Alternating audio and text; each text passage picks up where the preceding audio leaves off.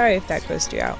But for this you will need a measuring cup, cornstarch, wheat flour or regular flour, Vaseline, foundation to match your skin, and a cup and a mixing utensil. I wanted to make a lot, so my measurements are doubled and it might be slightly off, so if you don't want to use that much, just, split it in half or do whatever. But I am starting off with 2 parts flour and 2 parts cornstarch. I know it says 4 on the container, but I'm using a laundry cup and I count the first line as 1 part and the second line as 2 parts. Then add roughly 1 part Vaseline and mix in with a little bit of foundation to get the shade you like.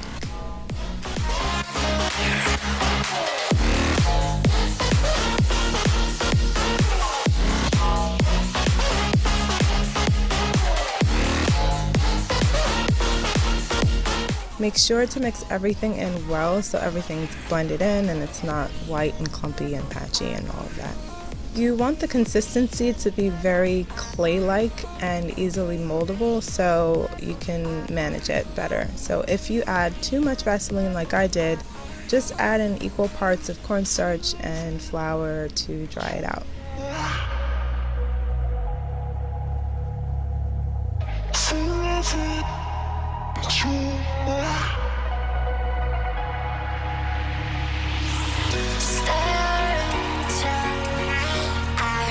Once you are satisfied, put it in a container and you are all done.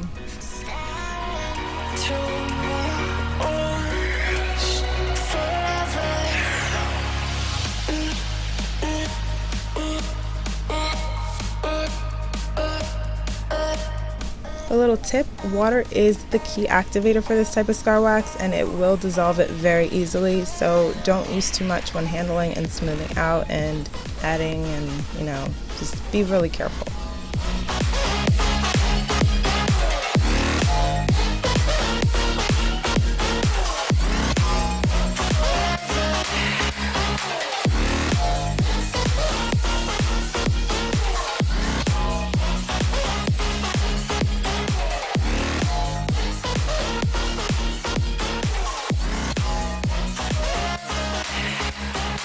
When handling this wax, make sure your fingers and your tools or whatever you're using are wet so the product doesn't stick to it. The very first time I did it, it was just a sticky mess, and then I realized that's what I needed.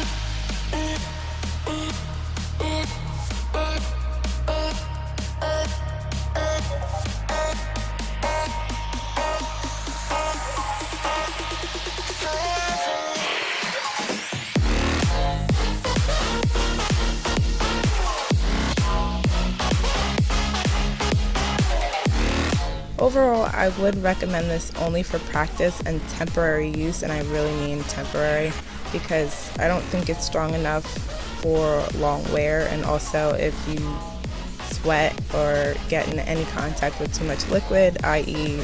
too much fake blood, it will melt right off. So again, I use this recipe for practice and play. I'll continue to experiment on recipes and find the best match, but this is what I use for now. Anyways, thank you guys so much for watching, and I will see you lovelies in my next video.